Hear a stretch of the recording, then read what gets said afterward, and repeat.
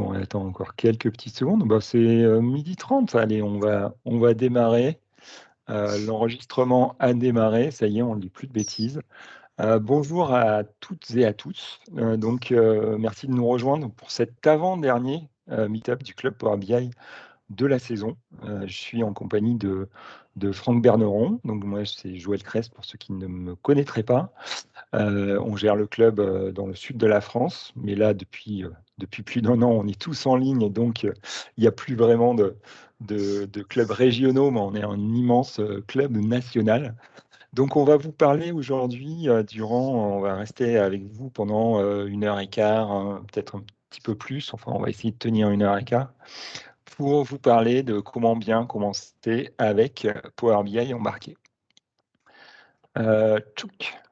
On commence par les consignes, puisqu'on est en ligne. Vous êtes, pour l'instant, vous êtes une quinzaine, mais j'espère que vous allez être de plus en plus nombreux au fur et à mesure que les minutes vont passer. Donc, il y a un certain nombre de consignes et de règles de bonne conduite. On vous demande juste de désactiver vos caméras et micros lorsque les speakers parlent. On vous fera peut-être démuter les micros lorsque vous aurez des questions. En attendant, vous pouvez toujours poser les questions dans le chat latéral, et puis on y répondra au fur et à mesure. Si vous avez besoin si vous souhaitez poser des questions à l'oral ou demander la parole, vous avez la fonctionnalité lever la main, très simple à trouver. Et puis surtout, ne partagez pas votre écran. Nous partagerons l'écran pour vous. C'est un petit peu ce qu'on va vous montrer en démo qui est important, plus que le décor de votre salon. On va commencer traditionnellement, on commence par les news communautaires, donc on ne va pas déroger à la règle. Pour ceux qui seraient nouveaux, il y en a toujours, et c'est bien parce que le club grandit au fur et à mesure, donc c'est peut-être votre premier meet-up du club Power BI.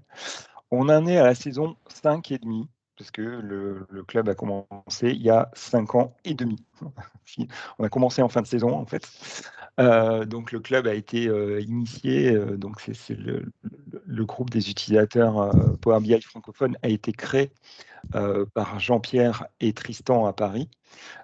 Aujourd'hui, l'équipe de cette fin de saison 5 et demi, elle est telle que vous la voyez. On a Paris, Lille, nous à Aix-Marseille, on a Lyon, Strasbourg et Nantes.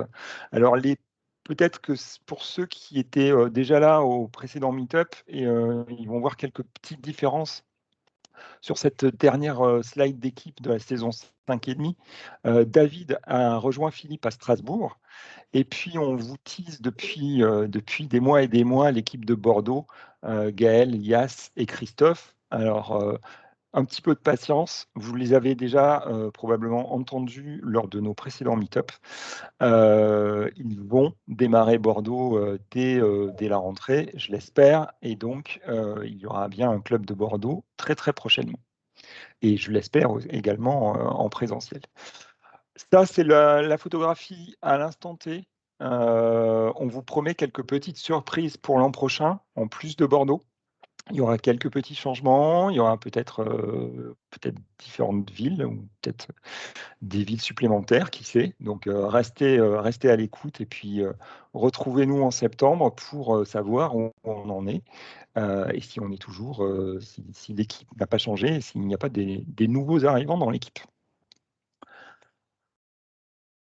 Toujours pour les nouveaux qui ne connaîtraient pas l'adresse, une seule adresse, http://clubpowerbi.com. Vous allez y retrouver nos meet-up, ils sont tous enregistrés et uploadés sur YouTube, parfois avec un petit décalage, mais on essaie d'être le plus réactif possible. Donc, en ce moment, ils ne sont pas en direct sur YouTube, mais on va faire en sorte que dans quelques jours, ce meet-up soit uploadé sur notre chaîne YouTube.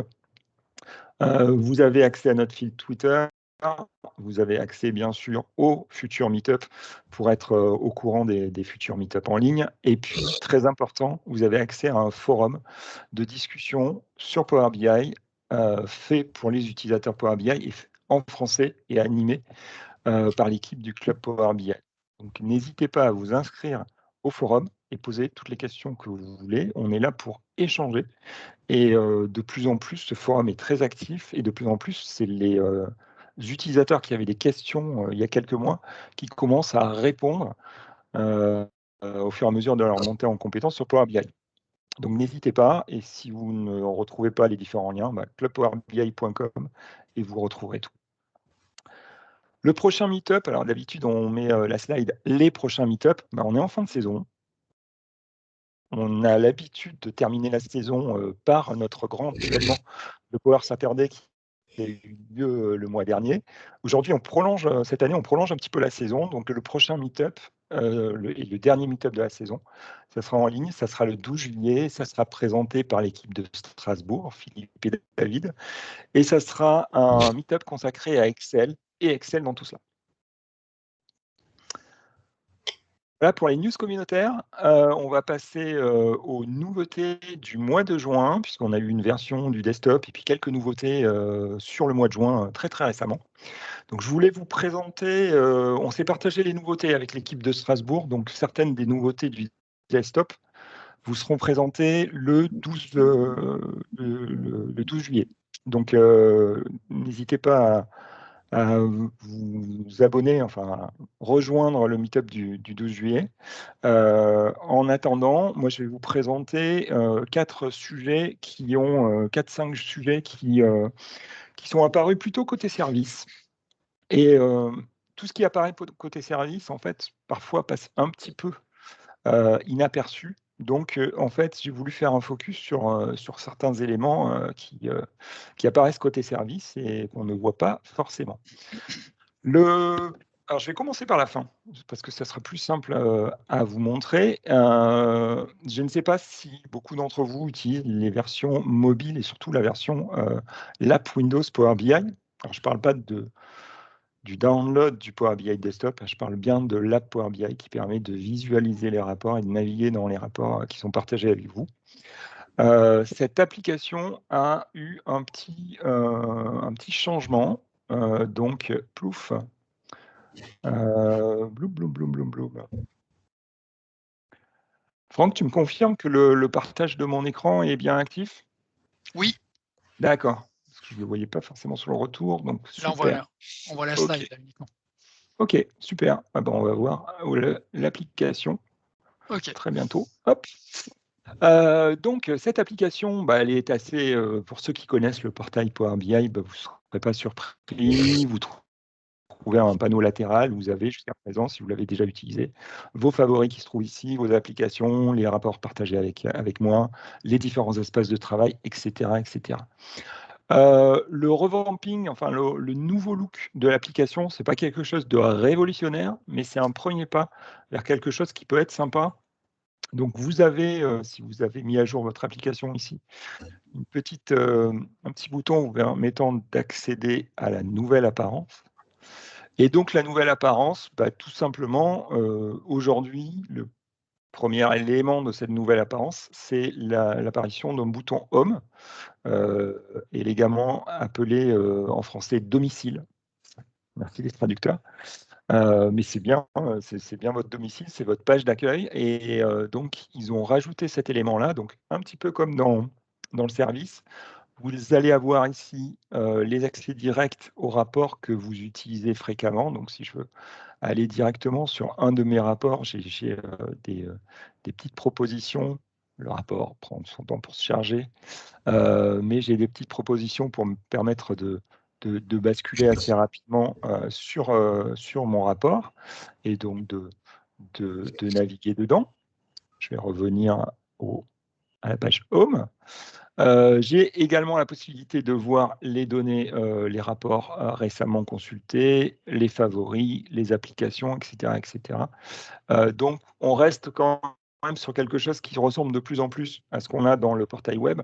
Ça peut être intéressant d'avoir ça directement accessible sur son poste de travail, surtout pour ceux qui travaillent dans des entreprises, et donc qui peuvent avoir directement sur leur poste de travail le poste préinstallé par rapport à ce que vous utilisez. Il y aura probablement d'autres améliorations sur l'outil. Pour l'instant, c'est juste un premier step. mais c'est déjà intéressant à signaler. Le second point que je voulais voir avec vous, c'est la notion de Direct Query Support, donc le support Direct Query pour les data flows, qui arrive aujourd'hui en JA, en disponibilité générale en français. Donc il était en preview jusqu'à présent, et je sais que ce sujet-là intéresse du monde parce que très souvent, on veut le tester et on ne sait pas forcément où le trouver. Donc, petite démo, je rebascule sur un autre écran. Hop. Je vous fais une toute petite définition si vous avez, si certains d'entre vous sont débutants et ne connaissent pas les data flows. La partie data flow dans Power BI, c'est la partie Power Query en ligne, c'est-à-dire la partie préparation de données que vous pouvez détacher d'un jeu de données ou d'un rapport et que vous pouvez exposer dans le service Power BI. Donc typiquement, je peux avoir un espace de travail qui est mon repository où je vais déposer différents data flows. Donc j'ai ici par exemple un data flow. Pour que ce data flow puisse être accessible à partir de mon jeu de données en Direct Query, donc là aussi, Direct Query, pour ceux qui ne connaîtraient pas, c'est un accès direct à la donnée sans charger en mémoire l'intégralité du jeu de données que je requête. Dans ce cas-là, il va falloir, pour que ça soit accessible à partir de votre Power BI Desktop, il faut définir, je pense que c'est au niveau des propriétés non perdues, c'est au niveau des paramètres.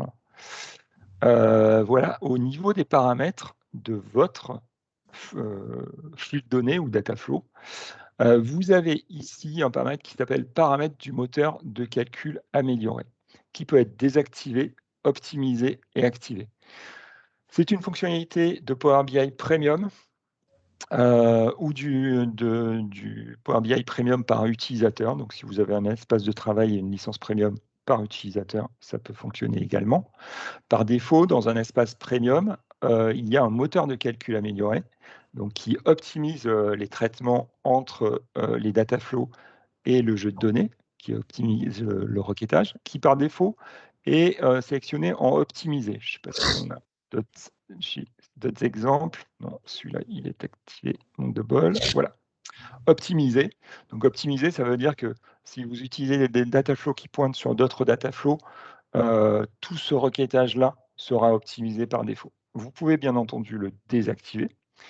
Et si vous voulez voir apparaître cette option de Direct Query pour votre data flow dans Power BI Desktop, il faut activer explicitement, comme ici, donc activer donc, le moteur de calcul amélioré. Si vous ne faites pas ça au préalable, vous ne verrez jamais l'option Direct Query ou pas Direct Query dans votre Power BI Desktop. Pour vous montrer un exemple et pour vous faire la démo, ici j'ai un Dataflow Time Intelligence qui est activé avec le moteur de calcul amélioré activé. J'ai ici un Dataflow Northwind où le moteur est désactivé. Si je prends, si j'ouvre un nouveau rapport vierge, je vais me connecter à mes Dataflow. Je suis déjà authentifié normalement dans le tenante, je l'espère. Sinon, je vais le faire rapidement. Toc. OK, j'y suis. Et disons que je veux justement accéder à mon data flow. Je vais prendre, il y a une belle table calendrier. Je vais charger cette table calendrier.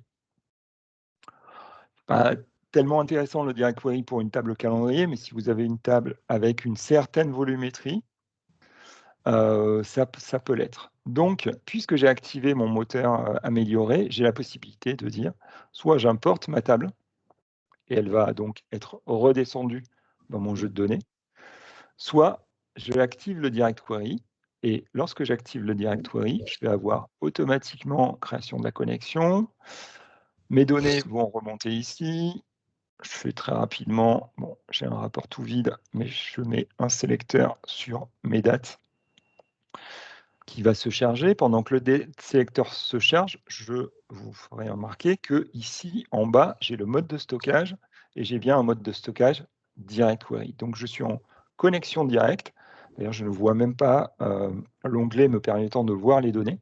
Je suis en connexion directe et en interaction directement sur mon dataflow qui est stocké dans le service Power BI. Donc ça intéresse. Je peux mixer différentes choses. Donc je peux également aller prendre un autre dataflow. Je vais prendre cette fois-ci le Northwind qui était ici, qui était désactivé. Je vais prendre la table Customer. Hop. On charge.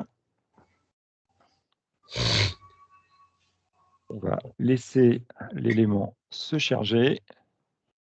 On attend d'autres requêtes. Création. Hop. Chargement des données dans le modèle en cours. Hop.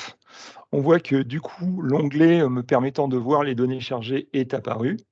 Donc, je vois les données Customer. Alors, je peux aller sur données date, mais il apparaît puisque c'est toutes les tables qui apparaissent ici, du moment que vous avez au moins une table en chargement. Mais vous voyez que un message vous dit « Cette table utilise Direct Query », donc elle ne peut pas être affichée ici.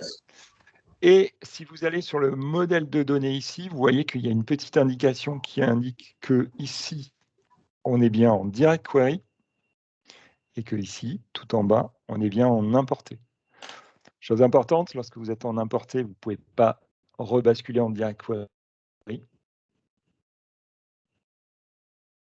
En revanche, vous avez toujours la possibilité, en étant en Direct Query, de basculer en mode importé. Mais là aussi, il faut savoir que une fois que vous basculez, juste pour vous montrer, si j'essaie de basculer, j'ai un warning me disant « Attention, c'est irréversible ».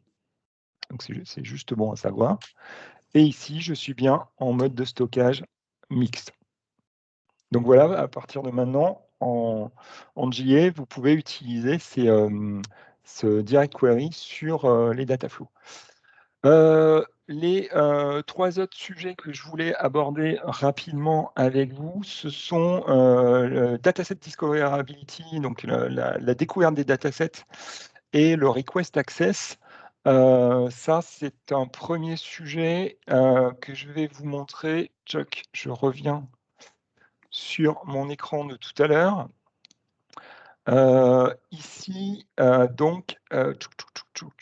on va le voir au niveau des datasets. On va prendre un dataset sur lequel j'ai des données. Est-ce qu'il y a un dataset ici? On va aller ailleurs.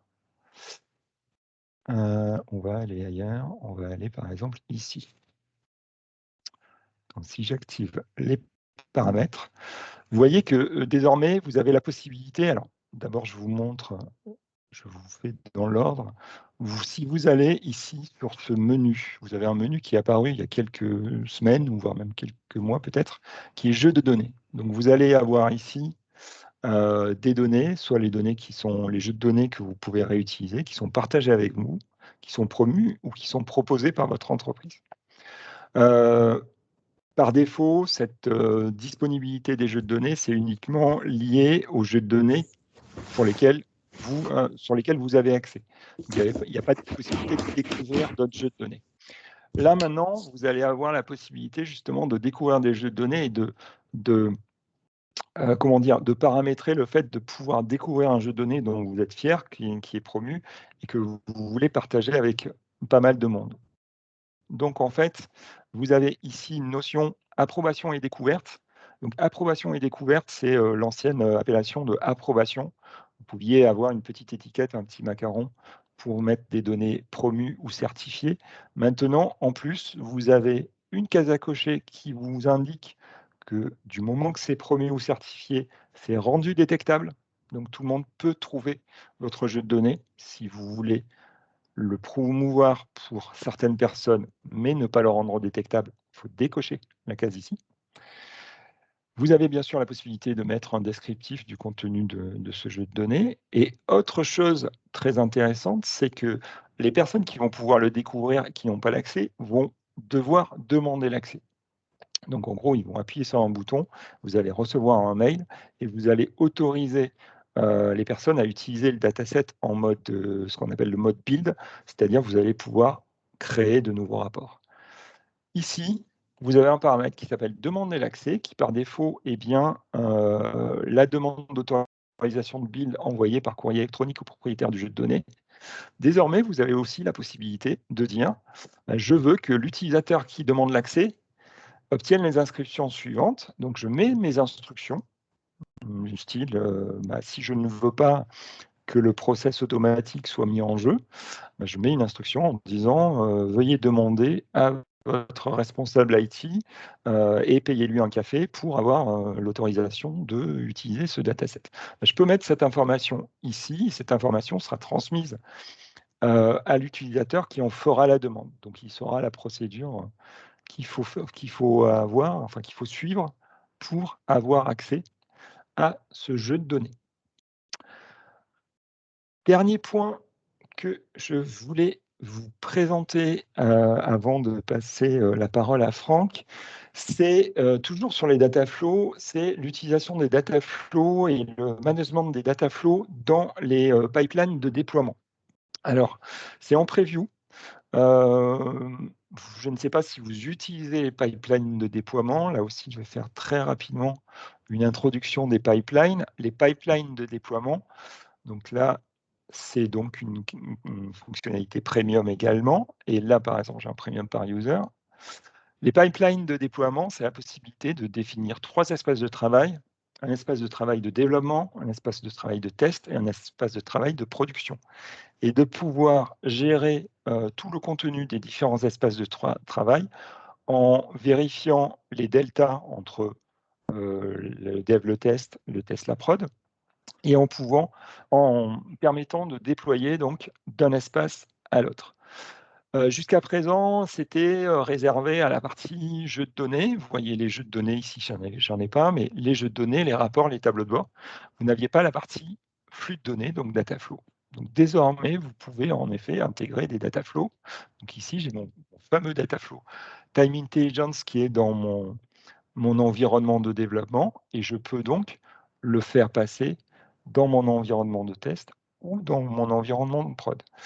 On va faire, pour vous montrer un petit peu à quoi ça ressemble lorsqu'il y a une modification, on va faire on va créer un petit delta. Tchoc, c'était celui-ci. Alors, il y a un petit bug d'affichage, très énervant. On va essayer de revenir là-dessus. Voilà. On va rentrer juste dans mon data flow, qui est un data flow tout simple, qui permet de créer une table calendrier et de l'avoir à dispo. Bon, j'ai un paramètre ici qui est la date de départ. Imaginons que je veuille que ce data flow démarre au 1er janvier 2020 et que je fasse d'autres modifications, notamment des modifications de transformation.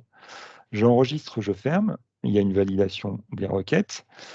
Pour ceux qui n'ont pas l'habitude des data flows, la différence par rapport au jeu de données, c'est qu'il va falloir actualiser les données juste après pour pouvoir remplir le data flow, l'initialiser.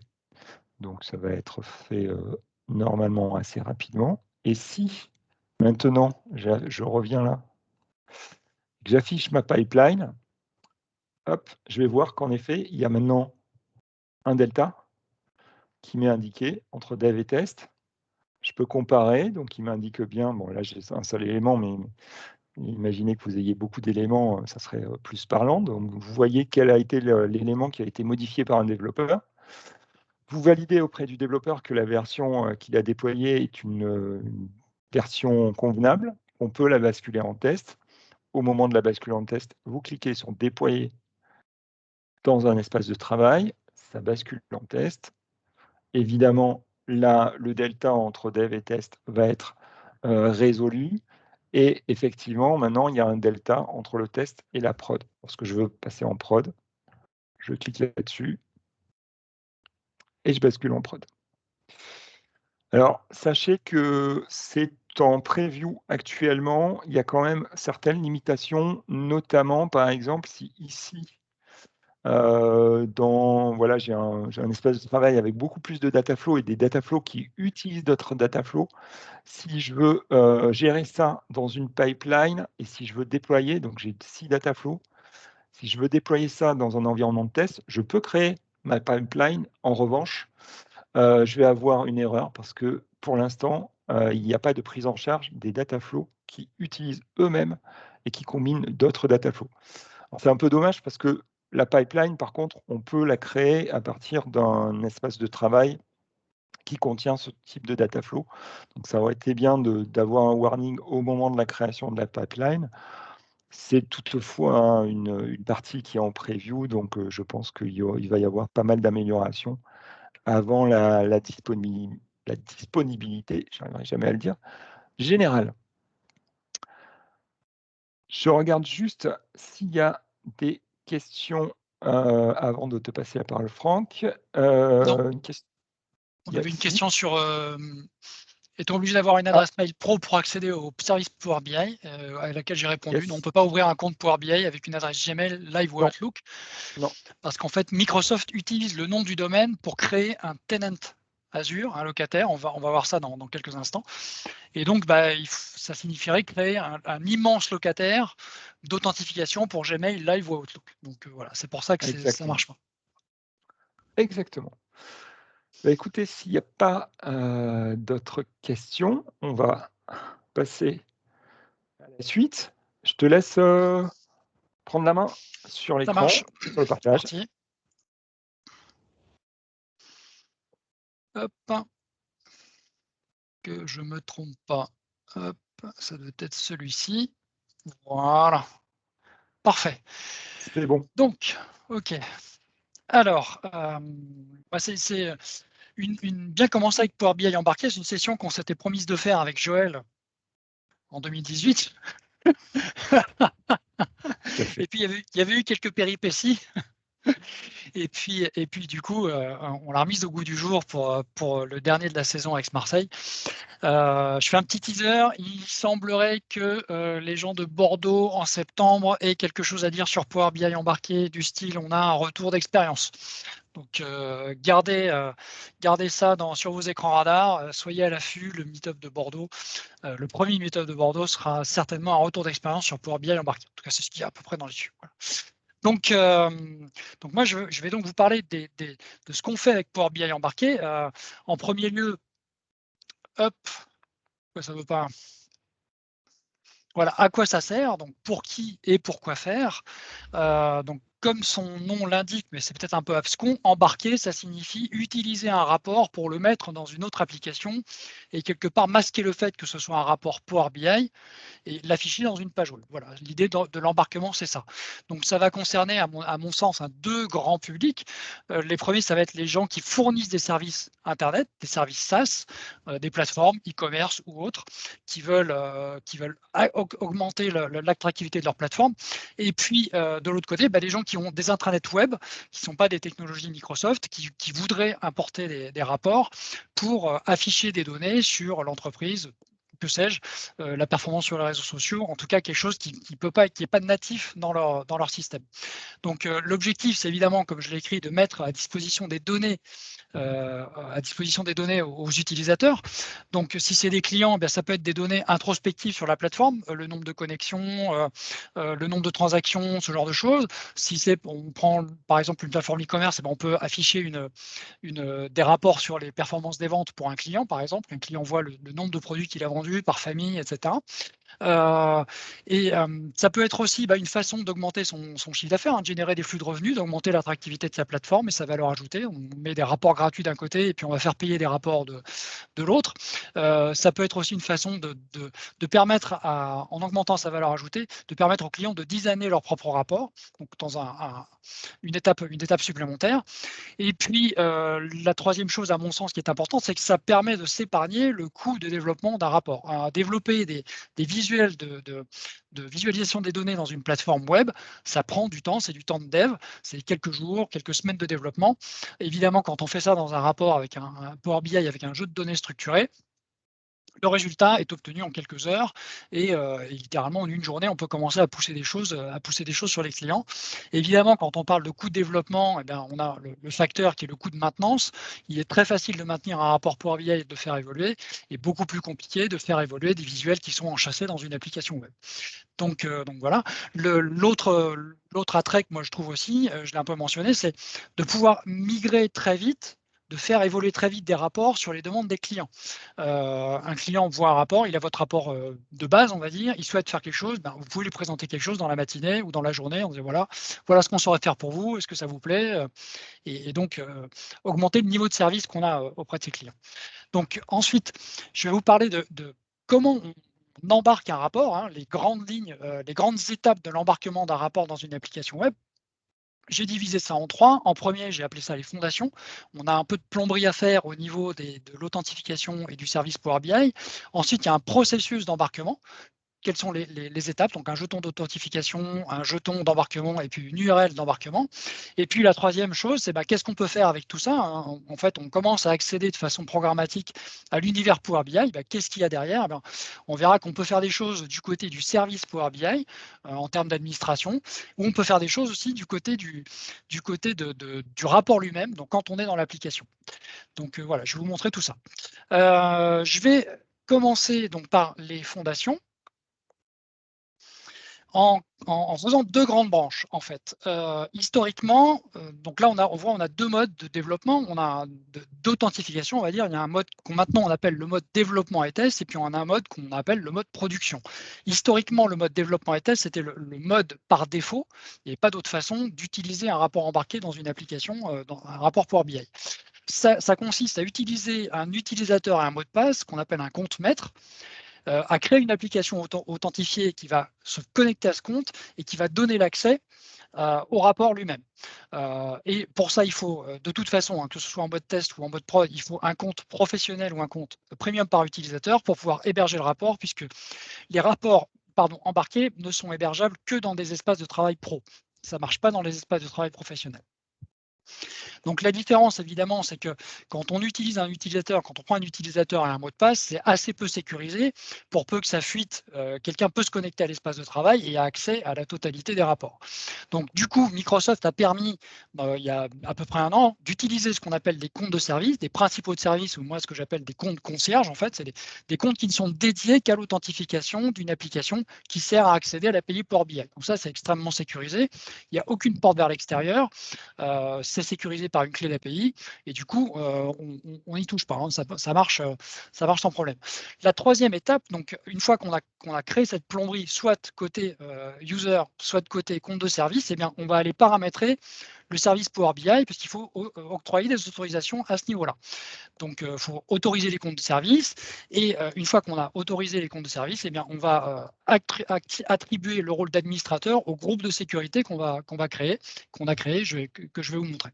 Donc là, je vais commencer par le début, donc le mode dev et test. Eh bien, comment est-ce que ça se passe? On va tout simplement, commençons, c'est toujours tout simple au départ, hein, aller dans une interface qui s'appelle le Embed Setup de Microsoft. Donc là, vous voyez, j'ai un peu répété avant. Du coup, et ça fait une chose toute simple, c'est qu'en premier, on doit choisir. Qu'est-ce qu'on fait? On fait un embarquement pour nos utilisateurs ou bien est-ce qu'on fait un embarquement pour nos clients? Eh bien, excusez-moi, j'ai oublié un petit truc. Ah, parce que sinon, je ne vais pas regarder l'heure, moi. 13h03. OK. Voilà, on va recommencer comme ça va être plus simple. Donc là, on va prendre le scénario où on embarque pour nos utilisateurs, tout simplement, hein. Voilà. Donc, il me rappelle qu'il faut un compte pro et qu'il me reste 57 jours. J'ai ouvert le truc il y a 2 jours. On doit se loguer, donc là, je l'ai fait, hein, avec son nom d'utilisateur et son mot de passe, puisque le système implique le nom d'utilisateur et le mot de passe. Et puis ensuite, on suit gentiment les étapes. La première des choses, c'est donc de créer une application parapluie, coquille, hein, une espèce de conteneur de sécurité qui s'appelle une application Azure, en fait. Donc, on va l'appeler test embarquement 03. Je ne sais plus où j'en suis, moi. 03. Et on va attribuer à cette application Azure un certain nombre d'autorisations sur l'API Power BI. Donc là, on ne va pas s'embêter, on va lui donner toutes les autorisations. En tout cas, on va lui demander d'attribuer toutes ces autorisations. Donc là, on enregistre, une moulinette tourne, ça marche dans Azure Active Directory, ça crée une application qui donc s'appelle test embarquement 03. Et puis, on voit un premier ID apparaître. On voit un application ID ici, qu'on va retrouver dans les API sous l'appellation de Group ID. Donc là, il pour faciliter la vie de l'utilisateur, on a mis un terme, Microsoft a mis un terme Application ID dans l'univers de l'embarquement, c'est le Group ID, donc il y a une équivalence à garder en tête là. Ensuite, on nous demande de créer un espace de travail. Donc là, test embarquement 03 aussi. On va faire preuve d'une grande originalité sur l'histoire. Donc là, on crée un espace de travail. C'est vraiment un parcours balisé pour faciliter l'embarquement et les premiers pas dans l'embarquement avec un nom d'utilisateur et avec un mot de passe. Donc là, on voit un deuxième ID qui est donc le Workspace ID. Excusez-moi, je vous ai dit une bêtise. L'Application ID, ce n'est pas le Group ID, c'est le Client ID. Voilà. Je me suis emmêlé les pinceaux. Le Workspace ID représente en fait le Group ID dans les API. Donc là ensuite, Microsoft nous propose soit d'importer un de nos fichiers PBX, soit d'utiliser un rapport d'exemple. Donc on va utiliser le rapport d'exemple qui est en fait le rapport US Sales.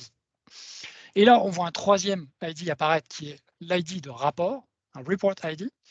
Et la dernière étape donc, dans ce mode de développement et test, c'est d'octroyer les permissions qu'on a décidé d'autoriser au départ. Et là, on voit une belle fenêtre interactive arriver. On a la liste de toutes les autorisations qu'on souhaite octroyer.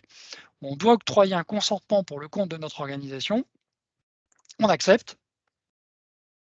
Et là, on est prêt à embarquer.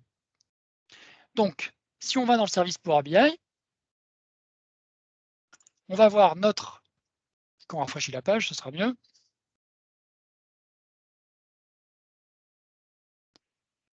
On va donc voir notre nouvel espace de travail test embarquement 03.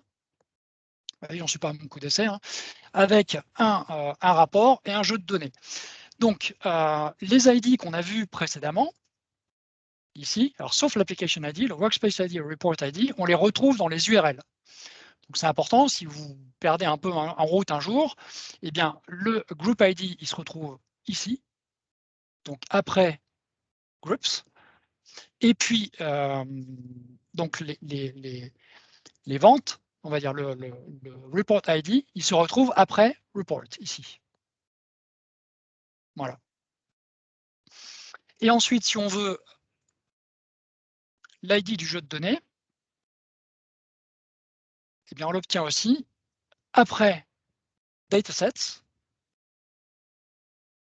Donc, comme ça, on sait toujours où retrouver les ID dont on a besoin. Donc ensuite, qu'est-ce qu'on fait avec tout ça? Eh bien, alors je vais d'abord vous montrer l'authentification avec le compte maître, avec le compte concierge. Donc, un compte concierge, en fait, c'est ce qu'on appelle une application inscrite.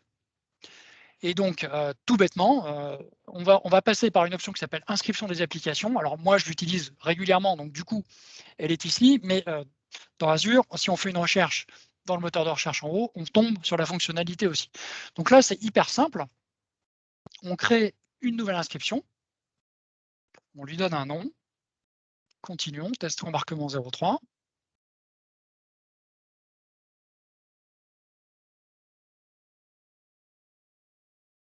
Et ensuite, une fois qu'on a fait ça, on va aller lui accrocher une clé d'API. Donc là, on va dans certificat et secret. Et on va générer un nouveau secret client. Hop, test 03. Voilà. Donc là, bon, je ne touche pas les paramètres, hein, on peut modifier la durée de validité. Et puis cette valeur, alors attention, c'est un fusil à un coup, hein, il faut la copier tout de suite. Parce qu'une fois qu'on a cliqué à côté, pouf, elle disparaît. Enfin, une fois qu'on a mis à jour la page, je ne sais plus où c'est, on ne la revoit plus, c'est fini. Ah ben si, on la voit encore. Bon, mais en tout cas, après, elle disparaît. Donc, on la garde précieusement, c'est la clé de l'API qu'on va utiliser. Donc, une fois qu'on a fait ça, eh bien, je vais vous montrer comment la mécanique de génération des jetons d'authentification et des jetons d'embarquement et puis la mécanique de récupération des URL des rapports fonctionne. Je vais repasser sur ma présentation PowerPoint. Tellement de fenêtres ouvertes que c'est un petit peu long, désolé. Donc voilà, comment est-ce qu'on fait? On demande un jeton d'authentification, la procédure c'est ça. Donc que ce soit avec le compte maître ou le compte concierge, on récupère la liste des rapports, parce que dans la liste des rapports, on a différentes informations qu'on doit utiliser. Ensuite, on demande un jeton d'embarquement, et puis toutes ces informations-là sont récupérées par notre application web pour aller exposer un rapport à nos utilisateurs. Donc, pour vous montrer ça, je vais tout simplement, encore une fois, utiliser Postman. Alors, le process est rigoureusement identique. Hein. Vraiment, il y a quelques petites différences, mais qu'il est important d'avoir à l'esprit. Donc, le premier, donc je vais prendre mon environnement Power BI Embedded Master Account, donc avec le nom d'utilisateur et le mot de passe. On voit déjà que le point de terminaison de l'API, c'est un point de terminaison qui est générique. Donc, on passe comme paramètre le client ID, donc l'ID de l'application qu'on a généré à cet endroit-là, donc qui est ceci. Pas le même, hein, parce que je voulais éviter l'effet démo, déjà qu'on ne sait jamais ce qui peut se passer, donc j'ai déjà pré-câblé les choses. Donc là, on a un nom d'utilisateur et un mot de passe. Donc rassurez-vous, ça aura changé à la fin de la démo. Hop, mais c'est tout simplement une adresse mail, donc l'adresse mail qui sert à se connecter à Power BI, et puis le mot de passe qui sert à se connecter à Power BI. Et puis, on lui passe, ça c'est important à garder à l'esprit, ce qu'on appelle une ressource dans l'univers Azure, c'est-à-dire un espace de nommage, on va dire, un espace de certification qui évite que les autorisations soient généralisées à tout l'environnement. Donc là, en l'occurrence, on se restreint à l'univers Power BI qui est nrds.windows.net Power BI API. Voilà, comme ça, on est câblé. Et une fois qu'on a fait ça, on envoie. Enfin, la requête part dans votre application. Là, c'est vraiment pour vous montrer comment la plomberie fonctionne. Et on obtient un jeton d'accès. Alors, ce jeton d'accès, moi, je triche un peu. J'ai paramétré Postman pour aller renseigner une variable qui s'appelle bearer token, parce qu'on va s'en servir ensuite quand on va aller chercher les rapports dans l'autorisation, donc une autorisation, donc bearer token, dans l'entête d'autorisation de l'URL de l'appel à l'API GetReports. Et là, qu'est-ce qu'on fait? On a déjà authentifié, vous voyez, notre application. Donc, on a un jeton qui nous permet d'accéder à des ressources. Et bien là, on va juste passer, en fait, le jeton qui authentifie, qui donne l'autorisation, un group ID, donc qui est l'ID de l'espace de travail qu'on trouve ici ou qu'on trouve dans l'URL, comme on a vu tout à l'heure. Et là, Power BI nous renvoie la liste complète des rapports qu'on a dans cet espace de travail, donc là en l'occurrence j'en ai qu'un seul, avec l'ID du rapport, une URL d'embarquement, et puis l'ID du jeu de données. Et une fois qu'on a ça, eh bien, on peut générer un jeton d'embarquement, et c'est important de passer par le fait de récupérer les rapports avant, parce que pour générer le jeton d'embarquement, donc on doit passer encore une fois l'ID de l'espace de travail, l'ID du rapport, mais dans le corps de la requête, on doit passer l'ID du jeu de données lui-même. Donc, pour ça qu'il faut avoir ces trois briques à la fois. Donc ça, plus le jeton d'authentification, ça nous donne un autre jeton d'embarquement cette fois-ci. Voilà. Donc une fois qu'on a ces trois briques, eh bien, on va aller manger un peu de code. Ici, je vais donc faire de méchants copier-coller. Hein. Là, c'est vraiment pour vous montrer comment ça marche. Dans la vraie vie, en production, on automatise tout ça.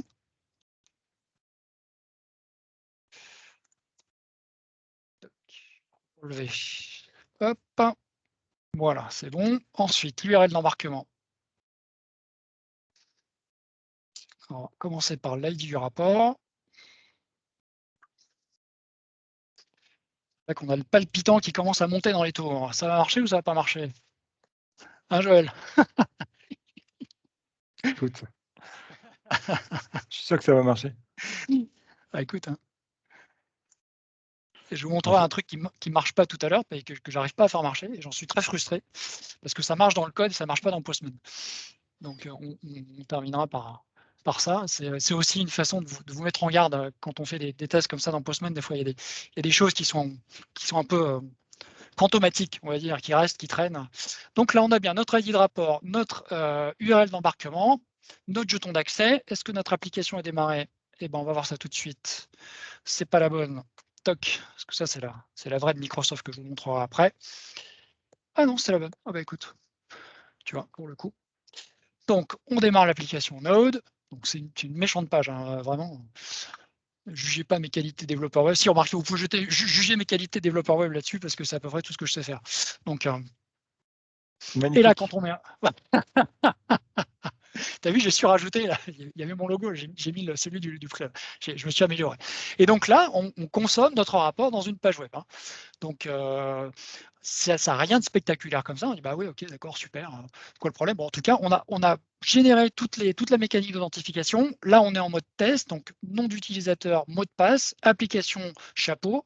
On a notre jeton d'embarquement, notre URL, notre ID de rapport, et ça monte. J'attire juste votre attention sur le fait que l'application web elle-même n'a besoin de quasiment rien pour héberger un rapport. Donc c'est un peu un secret de tambouille que je vous donne, parce que j'ai fait ça l'année dernière avec notre ami Jérémy Laplaine. Il avait une demande spécifique, ils avaient besoin d'embarquer un rapport dans un Power Apps portal, et à l'époque, il n'y avait pas de composant Power BI pour embarquer des rapports. J'ai fait une fonction en fait Python qui crachait juste l'ID du rapport, l'URL d'embarquement et le jeton d'accès. Et comme ça, ils ont pu monter, sans avoir accès au back-end du Power Apps Portal, ils ont pu monter un rapport Power BI dans l'environnement. Donc, il faut vraiment que ces trois choses-là du côté de l'application web. Tout le reste peut être géré dans des fonctions Azure, par exemple. Donc, deuxième round. On va passer maintenant à l'authentification avec un client secret et un client ID. Donc là, comme je me suis mangé les dents plusieurs fois là-dessus, j'oublie pas cette fois-ci de changer d'environnement dans Postman. Et donc, à cet endroit-là, maintenant, on n'a plus de nom d'utilisateur et on n'a plus de mot de passe. On n'a plus qu'un client ID, qui est donc l'équivalent de l'application ID que vous avez vu. Et puis, on a le client secret, qui est ce qu'on a généré quand on a créé notre secret client côté Azure. On n'a plus que ces choses-là, on n'a plus rien d'autre. Par contre, évidemment, si on jette ça dans Azure, il va dire, bah, t'es mignon, ça va où? Donc, l'URL du point de terminaison a changé un peu, puisque là, on doit lui passer un tenant ID, donc l'ID du locataire Azure, pour qu'il puisse s'authentifier. Azure regarde le tenant ID, regarde s'il a une application, regarde s'il a son jeton, il fait le mix, et il renvoie, lo and behold, comme on dit en anglais, croisons les doigts, un jeton, un access token, un nouvel access token. Bien. Et donc là, après, la mécanique est similaire. Sauf que vous allez voir que j'ai changé d'espace de travail pour le coup. Hein, je suis passé à mon espace Power BI qui s'appelle Workspace Compte Concierge. Donc là, j'ai un rapport qui s'appelle US Sales Analysis bleu. Parce qu'au départ, je voulais mettre les couleurs et puis je ne l'ai pas fait. Et donc là, on obtient bien notre liste de nouveau, hein, la liste de nos rapports. Bon, en l'occurrence, il n'y en a qu'un, avec son ID, son nom, son URL d'embarquement et son ID de dataset. Je retourne dans mon application.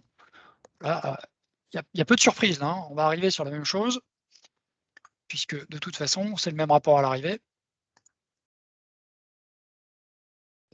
Pour le coup, c'est pour montrer que ça marche. Hop, CTRL V.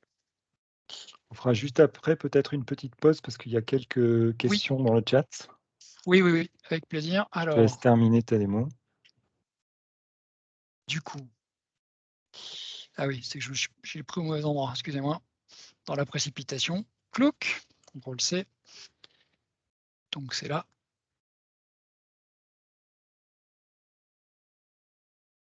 J'ai oublié le H, non c'est bon, CTRL V. Voilà, et puis on va récupérer, donc pour le coup, maintenant notre jeton d'embarquement. Donc c'est pas le même que l'autre, hein, évidemment. Vous remarquerez qu'il est plus court. Je me suis fait la réflexion tout à l'heure. J'ai vu le jeton d'embarquement qui est généré pour l'application, pour le compte concierge, est beaucoup plus court que l'autre. Que Microsoft doit estimer à juste titre que c'est beaucoup plus sécurisé que d'utiliser un compte avec un nom d'utilisateur et un mot de passe. Donc on sauvegarde, et puis là, bon, ça ne va pas être un déchaînement,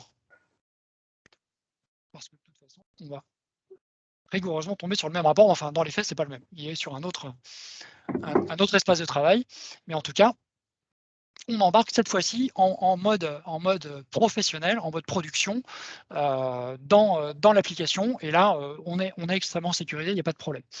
Donc, du coup, je vais m'arrêter là pour prendre des questions. Et puis après, je passerai à ma dernière slide et à ce qu'on peut faire en plus après l'embarquement. Alors, les questions. Il y avait une question, Michael qui demandait, vous allez parler des sources autorisées en embedded. De notre côté, impossible d'embarquer des rapports avec des datasets partagés. Je ne sais pas si tu as eu Eh bien, j'ai le même ce problème. cas de figure. Ouais. Oui. Je n'arrive pas à l'heure actuelle à utiliser en fait un rapport qui va aller plugger différents datasets. J'arrive pas à générer ça dans Postman non plus. Donc, comme je soupçonne aussi Postman de déconner un petit peu, je vais voir ça avec un développeur avec lequel je travaille à l'heure actuelle pour voir si lui, de façon programmatique, il arrive à remonter ça. Mais pour l'instant, on n'y arrive pas. C'est très bizarre. Alors que c'est censé marcher, hein, puisque dans la doc, si on regarde la doc RLS Power BI embarqué de Microsoft, on voit qu'on peut passer un tableau en fait de jeu de données. Je vous montrerai ça tout à l'heure. On passe un tableau de jeu de données, on passe pas une valeur simple. Donc, oui, grand mystère. Grand mystère pour l'instant. Ok, ben, si on a des news, on en reparlera lors d'un prochain meet-up.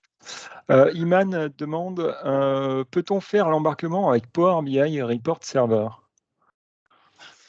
Pas que je sache, parce que Report Server, c'est un service sur site, on-prem, et donc ça impliquerait qu'on utilise, alors je ne pense pas que le serveur soit fait pour ça, hein, qu'on utilise Report Server sur site pour aller chercher des applications à l'extérieur, je ne pense pas.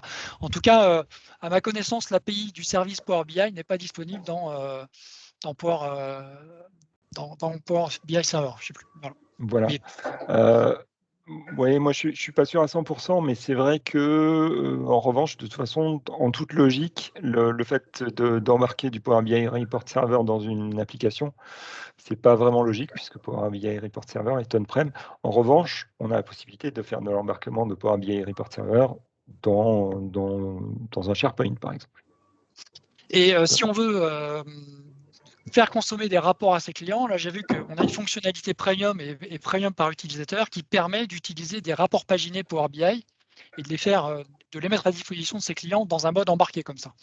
Donc voilà, c'est peut-être la façon de bouger le problème de Power BI Report Server vers l'extérieur. Ok. Christophe mentionnait notamment qu'il existe, je vous ai mis le lien, un Power BI service embedded Playground. Donc un lien, je vous J'allais en ai parler mis après. le lien. Tu veux en parler? Oui, j'en Super. parle Bon après. alors, Oui, je développe pas, tu vas absolument. en parler.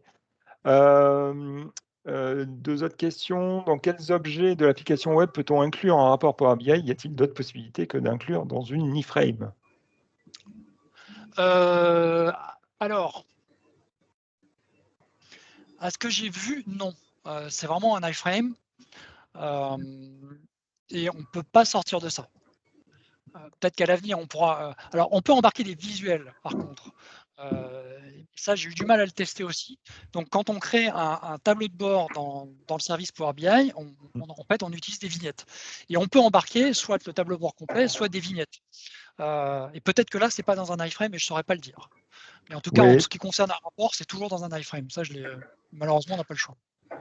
c'est ça, enfin, du peu que je connais de cette partie-là, parce que vous êtes rendu compte que c'est une partie très dev. Hein, on a vu beaucoup de code qui fait peur. On a la possibilité, en effet, d'embarquer soit le rapport, soit des éléments, parce que l'API Power BI embedded permet de faire un certain nombre de choses. Et notamment, on peut combiner des vignettes pour les recombiner dans un rapport dans l'application. Donc, il n'y a pas que l'iframe, mais pour le rapport, c'est de base l'iframe ou le composant qui va recevoir ce rapport-là. Deux petites questions encore, ou une petite question. Comment faites-vous quand vous republiez le report Power BI et que l'ID report change? Utilisez-vous les API Power BI pour récupérer les nouveaux ID basés sur le nom du report, Oui, du report? toujours, en Oui. fait. C'est pour ça que je passe par l'étape qui est d'aller récupérer les rapports dans l'espace de travail avant de faire la demande de jeton d'embarquement. Parce qu'effectivement, les ID peuvent changer. Voilà. Dès qu'on republie un rapport, dès qu'on enregistre un rapport sur son desktop et qu'on change son nom et qu'on le republie, son ID change. Et donc, c'est pour ça qu'à mon sens, il est important de passer par cette étape préalable, d'aller chercher les rapports dans l'espace de travail pour récupérer l'ID, l'URL d'embarquement et l'ID du dataset qui, pour le coup, peuvent changer. Oui. Ce qui veut dire que tu le récupères par rapport au nom du rapport, du coup. On peut, oui, effectivement. Si tu as une liste de rapports, à ce moment-là, tu vas aller filtrer ton JSON sur le name, quoi, tout simplement. Tu lui passes une clé et en avant. OK. Après,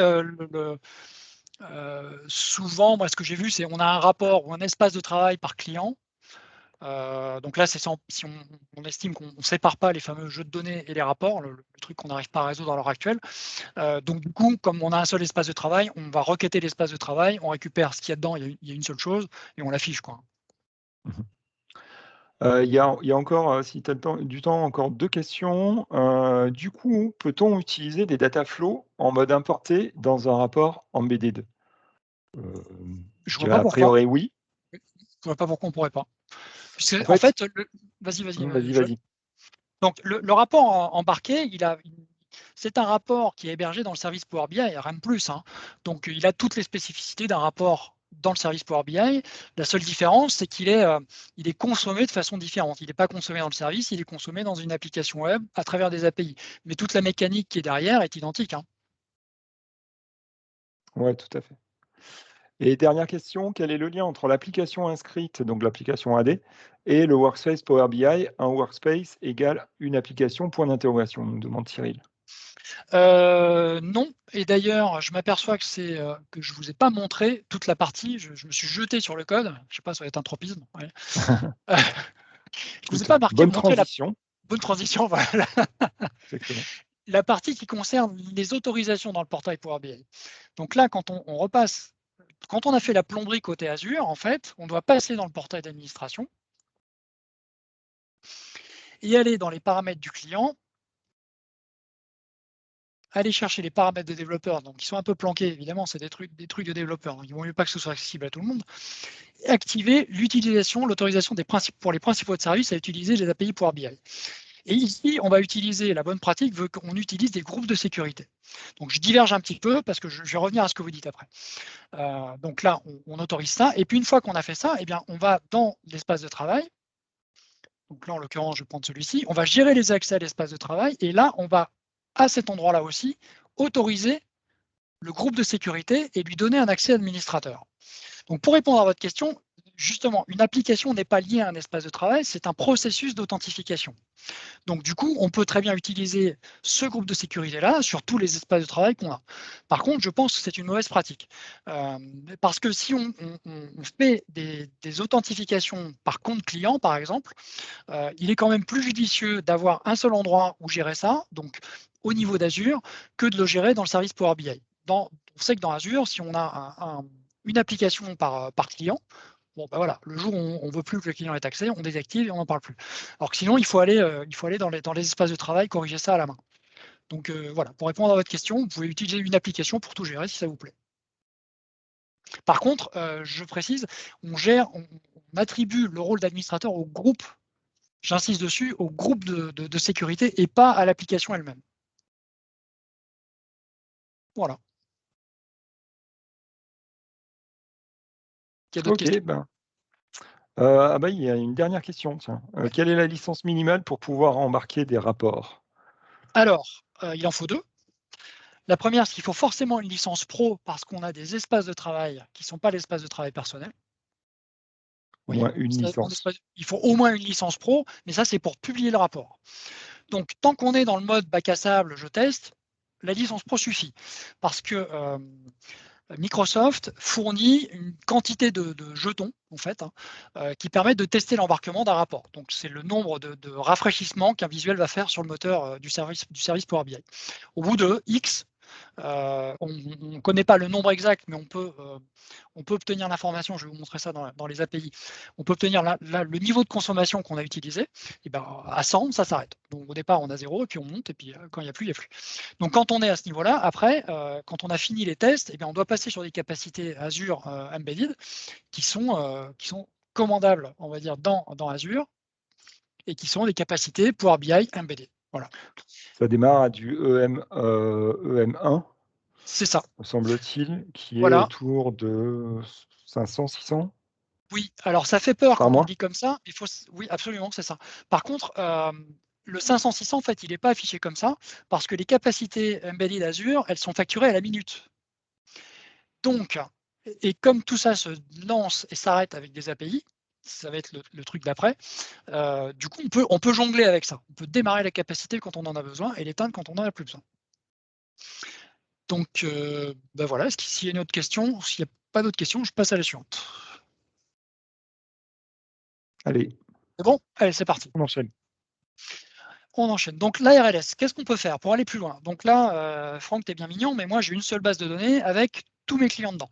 Et bien, on peut gérer de la sécurité au niveau des lignes, donc du filtrage au niveau des lignes dans Power BI embarqué. On va le faire, donc pour rappel, qu'est-ce que c'est que la sécurité au niveau des lignes? Oui, j'étais en train de travailler dessus. On va dans l'onglet modélisation d'un rapport et on va aller gérer les rôles. Et à cet endroit-là, on peut créer des rôles qui sont en fait des filtres. Si je reviens sur mon modèle de données, des filtres d'une dimension vers une table de fait. Donc là, j'ai une dimension qui s'appelle region, qui filtre state, qui va filtrer les ventes. Et bien, dans la modélisation, je vais dire, toc, moi, je veux que quand je crée un rôle qui s'appelle Midwest, donc ça, c'est la RLS classique, on va dire, et bien, je fais quoi? Je crée un filtre sur region avec une clé qui est Midwest. Et quand je fais ça, quand j'applique ce filtre, eh bien, mon rapport se filtre. Dans la RLS pour Power BI embarqué, on va créer un rôle, encore une fois. On va créer de nouveau un filtre sur une table. Donc là, ça va être la table de dimension region. Mais au lieu de passer une valeur, on va passer une fonction d'Axe qui s'appelle username. Et en fait, quand on retourne dans l'API, c'est là où je ne vais pas faire la démo parce que ça ne marche pas, on s'aperçoit que quand on génère le jeton d'embarquement, mais ça marche de façon programmatique. Dans Postman, ça ne marche pas. Il doit y avoir un truc qui traîne, ça m'agace, je ne sais pas quoi. Eh bien, on passe d'un corps de requête très simple où on envoie un niveau d'accès et un jeu de données à un corps de requête un petit peu plus compliqué où on passe ce que Microsoft appelle des effective identities, des identités effectives, des identités réelles. Et dans ces effective identities, eh bien, dans la valeur, dans la clé username, pour le coup, on va passer la valeur par laquelle on souhaite filtrer le rapport qui est ici. Vous voyez? Donc là, la fonction username de DAX va récupérer la valeur qu'on passe dans la clé username. On doit passer un rôle. Donc là, en l'occurrence, c'est notre rôle region. Et puis ça ne change pas. Enfin, ça ne change pas. On ne passe plus un dataset ID, un ID de jeu de données, mais on passe un tableau. Vous voyez les petites accolades ici, les petits crochets. On passe un tableau de jeu de données. Et là, c'est pareil sur les rôles. On peut passer un tableau de rôles.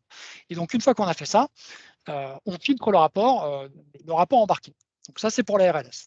Ensuite, on parlait tout à l'heure de capacité Azure. Donc là, je suis dans ma partie pour aller plus loin, qu'est-ce qu'on peut faire?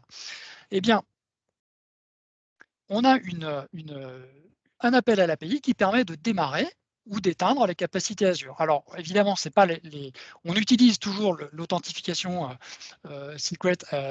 client secret client ID. Mais quand on va, alors hop, je vais montrer que je ne triche pas. Dans Azure, ma capacité, elle est bien, croisons les doigts pour qu'elle ne soit pas démarrée, hein.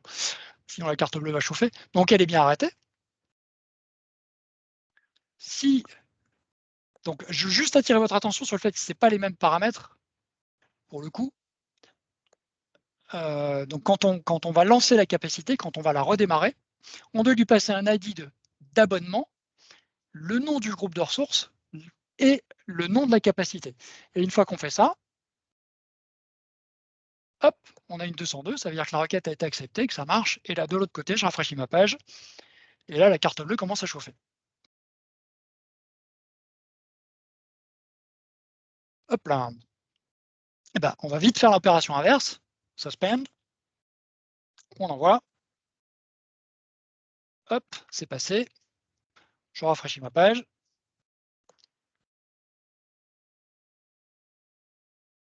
Et là, ouf, ça ne m'a coûté que quelques centimes d'euros. Voilà. Donc pour aller plus loin, eh bien, j'ai la doc, une énorme documentation sur la façon d'embarquer des rapports Power BI dans les applications web. Là-dedans, donc vous avez plein de tutos, c'est assez bien fait. Compte de service, pas compte de service, etc. Vous avez évidemment la documentation de l'API REST. qui fait mal à certaines personnes présentes dans l'assistante à l'heure actuelle. Et puis, le fameux Power BI Embedded Playground. Donc, on va revenir au niveau à la racine. Hop. Qui permet en fait de jouer. Alors, je vous ai montré pour le coup comment on pouvait jouer avec le back-end, donc à la fois avec les API du service et l'API Azure. Et là, on peut jouer avec le front, on peut interagir avec le rapport directement dans l'application web. Donc, si je prends tout simplement le Developer Sandbox, j'utilise les exemples, hop, je charge le rapport. Donc là, le rapport monte. Hop, tac, tac, tac, en avant. Voilà, on a plein de visuels. Donc, on peut faire plein de choses. Hein. Je ne vais pas tout détailler, mais par contre, je trouve sympa, par exemple, ce que je vais vous montrer, c'est comment utiliser, comment interagir avec les slicers. Donc, j'aimerais bien que tu arrives. Donc, je vais déjà glisser le code, ça ne coûte rien. Donc, on fait du glisser-déposer. Hein. Ouais. Faut être patient avec. Ouais, c'est ça. On fait du méchant glisser-déposer. Hein. Là, pour le coup, Microsoft a fait des trucs très sympas. Donc, là, on va aller modifier le slicer de date. Vous voyez ? Donc, on voit que là, il court du 1er janvier 2014 au 31 décembre 2014. Et bien là, on va lui passer une variable. On lui demande de courir du 12 octobre 2014 et d'être plus petit que le 28 novembre 2014. Donc, si on joue le code, donc attention, c'est là que ça se passe. Hein. Hop, toc.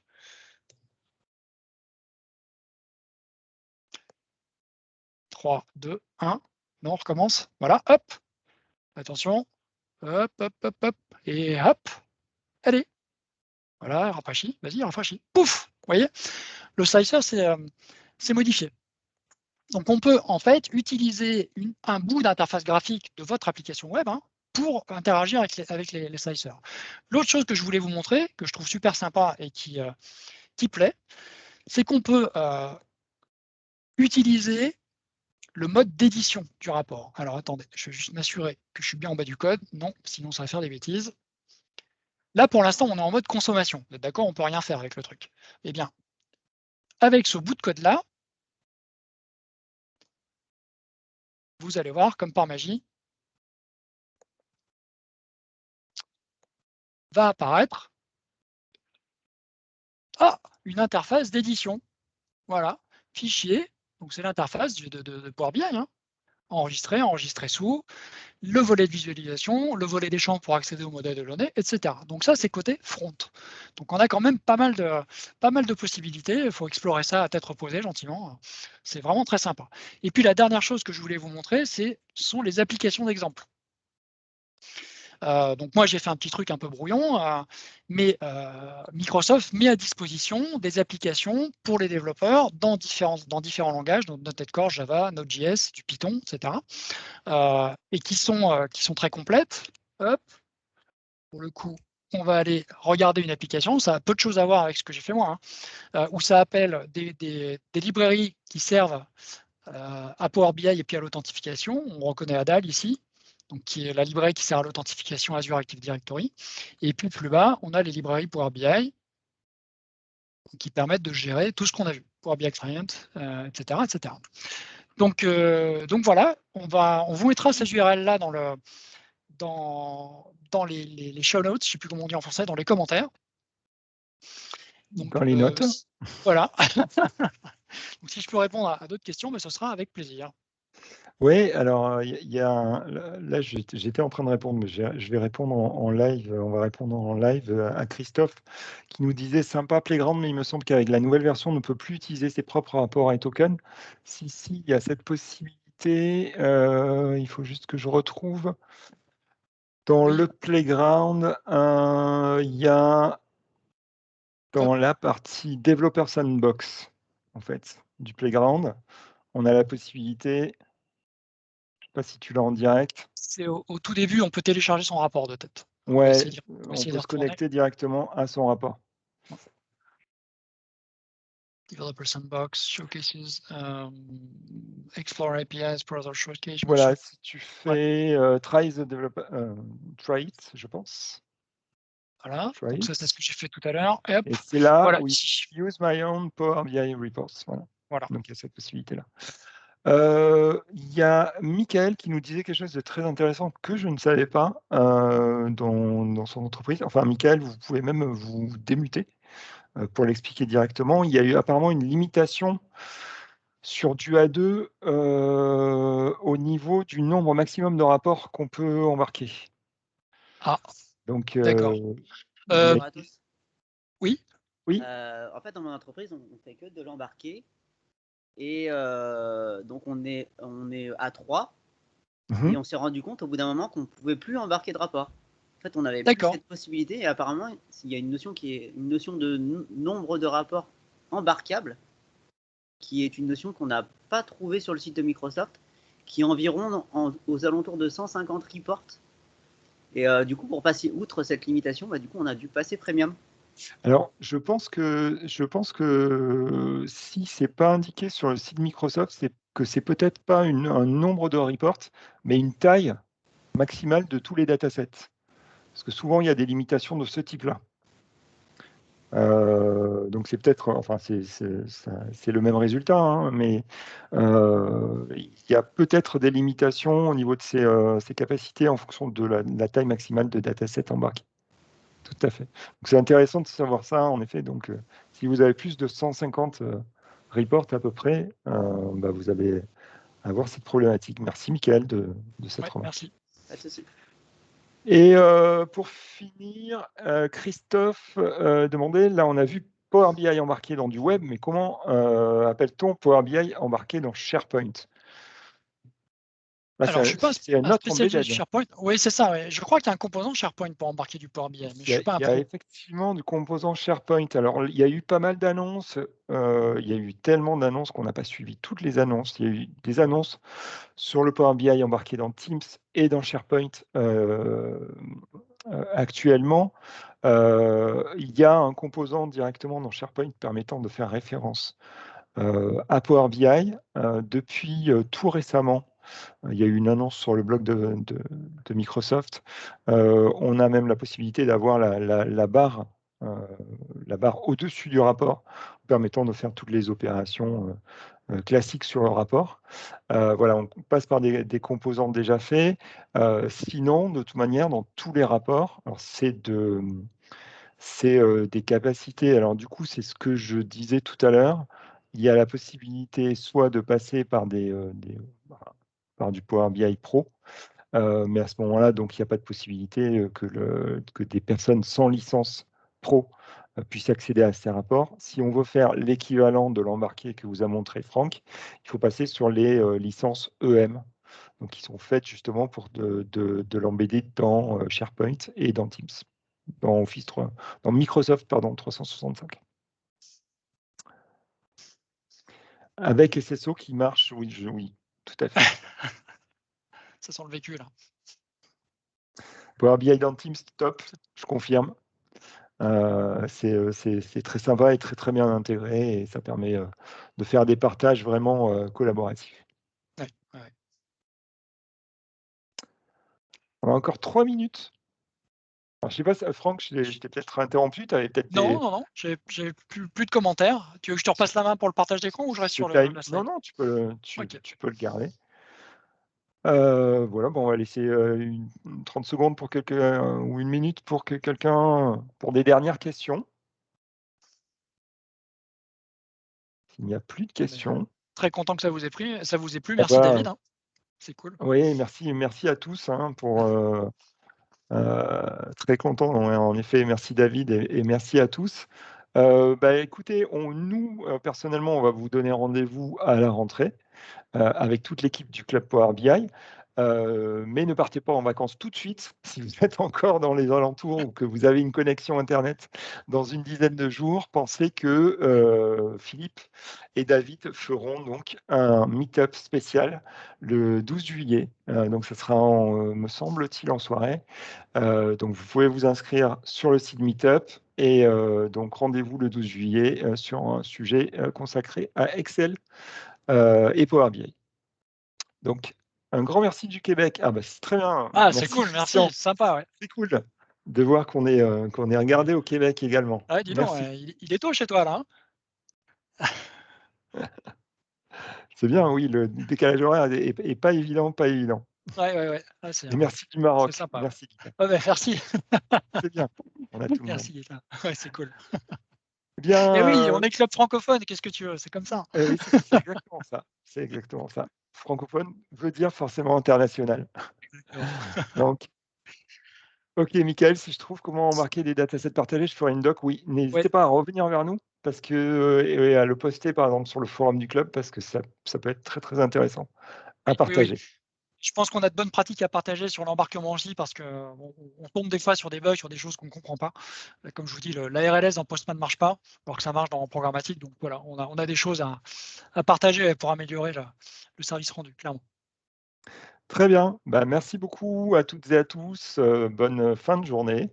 Bon appétit Et si vous n'avez pas bon appétit si mangé. vous n'avez pas mangé, c'est ça. C'est ça et rendez-vous le 12 juillet pour le prochain meet-up. Au revoir. Au revoir.